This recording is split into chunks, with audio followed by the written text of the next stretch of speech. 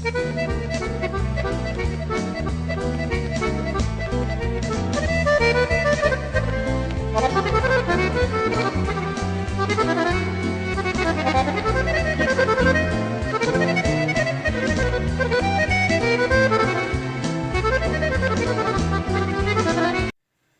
August 2015, Joanna and I, Ralph Hollingshead, made a pilgrimage to her ancestral homeland, Ukraine. We flew into the capital city, Kiev, and met our guide, interpreter, chauffeur, Andrei Dorosh of West Ukraine Tours, and then drove 550 kilometers to southwestern Ukraine, the region where Joanna's grandparents were living when they immigrated to Canada in the year 1900. Hi, my name is Joanna Hollingshead, and we are in the Ukraine. It is so exciting and wonderful to be here. As we traveled, everything about the countryside fascinated us. Ukraine is an agricultural nation, historically called the breadbasket of Eastern Europe. Coming from the Nevada desert, just seeing all that green was a novelty to us. Ukraine is a poor country for the most part, but this home obviously belongs to someone in the upper income brackets.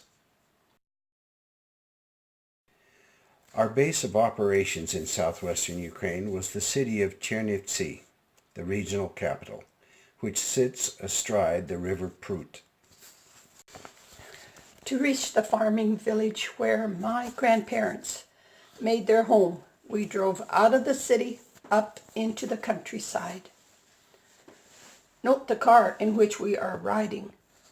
Andre reassured us when we booked the tour that I drive nice cars, and we agreed it was much better than many we saw on the roads and streets. The typical Ukrainian rides the bus. Not many own cars. Welcome to Ridkivtsi. Some of the more wealthy people in Chernovitz have homes outside the city in the villages.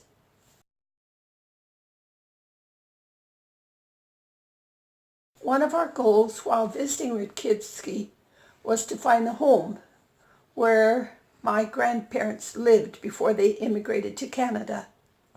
We had the house number from the Orthodox Church records, but we learned that those house numbers date from the Austro-Hungarian Empire era. The Soviets introduced a different naming and numbering system when they took over. No one remembers the old numbering system, so we could not locate house number 695.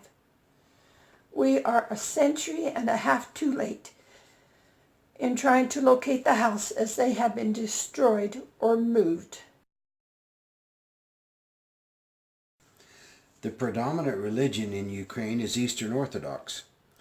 For the past several years, Joanna and I have been studying the birth, marriage, and death records from this church, kept by the Orthodox priests in Ridkivtsi from 1840 to 1935, extracting information about the villagers named Balan, Grigororschuk, Maximus, Mararis, Presikar, and Pahalski, along with certain families with which they intermarried. It was a thrill to see the place where the information originated. The Ridkivtsi town hall, where we went to learn whether people with the last name mentioned above still live in the village, they called a man named Grigory Balan, who came to meet us at the town hall. He was cordial and complimented us for traveling so far to visit our ancestral homeland. He suggested we go visit a man renowned as a local historian. Grigory showed us the way to the man's home. But first, in order to get our car out of the town hall parking lot, we had to ask a local farmer to move his fancy equipment. While we interviewed the historian, we snapped this picture of the rug in his parlor. He pointed out that the old province of Bukovina covered territory that today is mostly in Romania. Indeed, Ridkivtsi is only 45 kilometers from the Romanian border. Of the 6 surnames mentioned above, 4 are Romanian, such as Balan, Maximus, Moras, and Presikar. Really? Is that One right? is Polish, Paholski, Oh, okay. and the remaining one is true Ukrainian, Gregorashchuk. The peculiar thing about that revelation is that Joanna's family spoke Ukrainian in their home as she was growing up. We asked about Sloboda Rarancha, one of the place names we found in the Ridkivtsi Orthodox Church records. The historian told us it was a small collection of farmhouses surrounded by fields to the east of Ridkivtsi, but that the Soviets had forced those families to resettle in the larger villages when the farms were collectivized in the 1940s.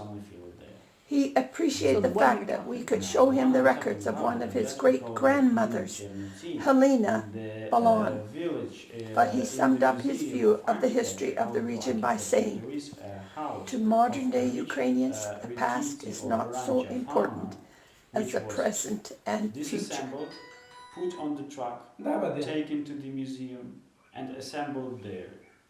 So you will be able to see number one. And that museum also has the church from Slobodara Ranch, a wooden church, a real church, which was... Man, is it quite a big museum? It's not the museum, indoor museum, it's the outdoor museum. You walk around and you see the houses where your family lived. In Chernivtsi. In Chernivtsi. The historian then went with us through the village to show us where a family named Mororas lives. Interestingly enough, they pronounce their name Mororash. This is the home and farm of Dmitri and Fanaka Mororash. We found their grandchildren playing out front of their gate. Fanaka showed us her wood-burning oven where she would be preparing bread for the upcoming festival of the village patron saint. She said if we would return in 2 days, she would like to share some bread with us. Our hosts were pleased to tell us that they produce everything they need, growing their own wheat, grinding it into flour, and making their own bread. They also have a large garden, grapes, beehives, and animals. Dmitri has a small combine he uses to harvest wheat on his own land and on other farms in the region. My new friend Fanaka appreciated that we would come such a long distance to learn about their country.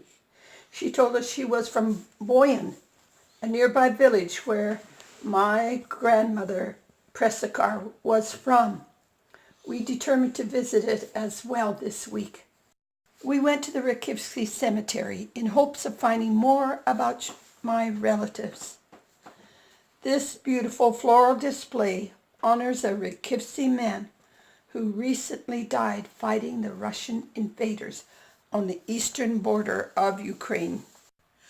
We had hoped to find Joanna's Aunt Domnica, who died as a 4-year-old child before the family emigrated to Canada. We found the cemetery was not well groomed. Lots of tall weeds and undergrowth. We should have realized and not been disappointed to learn that the cemetery had no registry of graves. In fact, in the 1800s, grave markers and coffins were made of wood and have long since decomposed. Further, it is common practice to reuse burial plots after a certain number of years when the above-ground mound has sunk down. Our hopes of finding Domka's grave were dashed. More recent graves had headstones that reflected surnames found on Joanna's pedigree, in this case, Mororas. These women's headstones show their married names were Morarish and Lupul. Maria and Sanda were most likely sisters, because below both their names is the patronymic daughter of Vasily. Here we found a Paholski couple, written in Cyrillic characters, of course, Theodore and Domka. Her patronymic is daughter of Dmitri.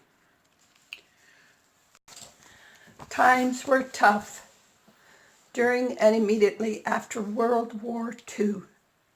Grave markers were not wood, but they weren't stone either.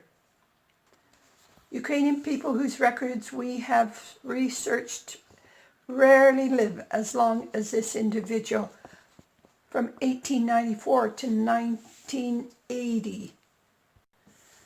This man was evidently a very successful beekeeper. This is the road leading out of Ridkivtsi, looking toward Chernivtsi on the horizon. Land is measured in hectares. This view shows how the rich farmland is divided into fields for growing a variety of crops. Our guide was told of a nice resort in the countryside where we might enjoy having lunch, so we drove that direction. It turned out they had a small zoo. We hadn't expected to see an emu on this trip, nor a goldfish pond. The dirty little secret was that the resort was owned by the son of the former president of Ukraine, who enriched himself and his friends on the backs of the people. He was the pro-Russian politician overthrown in the 2014 revolution after having his troops fire on the protesters, killing 104 civilians. 2 days later, we headed back to Ridkivtsi, as promised, to the Mararasas. Fanaka had been up all night baking bread for the next day's festival. There were poppy seed loaves and huge kolache. I learned to love her instantly. It was a wonderful feeling to be so welcomed. Before we left, she ran to her garden and got some seeds and told us to plant them in our yard next spring so we would have a living souvenir of our visit. And it was the marigold seeds. Dmitri was ready for us this time, shirt and all. Yeah. The Mararasas sent us back to our hotel with a broad sampling of their homegrown products: watermelon, bread, honey, bottled pork, and cucumbers. We borrowed a big knife from the hotel kitchen. An important aspect of the economy is the cottage industries, which produce items for sale in the open markets and along the roadsides. These are floral displays for decoration of homes and graves. Every town has a church. Religion was suppressed during the communist era, so the people flocked back to church once they became independent. An interesting tidbit we learned from Andrei was that when part of the Soviet Union, the country was known as the Ukraine. But now, as an independent nation, they prefer simply Ukraine. He noted, "You wouldn't say the England or the Germany, so don't say the Ukraine." The Ukrainian flag has two rectangular fields, blue above and yellow below. Blue is symbolic of the sky, and yellow of the mature wheat fields, ready to harvest. Whether the crop in this picture in the distance is wheat is not the point. A monument to the glory of agriculture, probably of Soviet-era vintage. The communists wanted all the people to realize they were protected by the regime, so they placed monuments to their military power in cities and towns throughout the Soviet Union, with the barrels pointed west toward the evil NATO enemy. Sharing the road. The little old lady who sold us some apples on the side of the road said, "I'm too old now to get up and pick the apples in my tree, So I pick up the apples that fall on the ground. And of course, they were all bruised. But we bought them from her and she was delighted. Life outside the cities in Ukraine is comparable to life in rural America in the 1930s. Many people are dying there, still fighting for their independence in Ukraine. It was a very huge learning lesson to us, which I want to respect forever. I am very grateful for my heritage.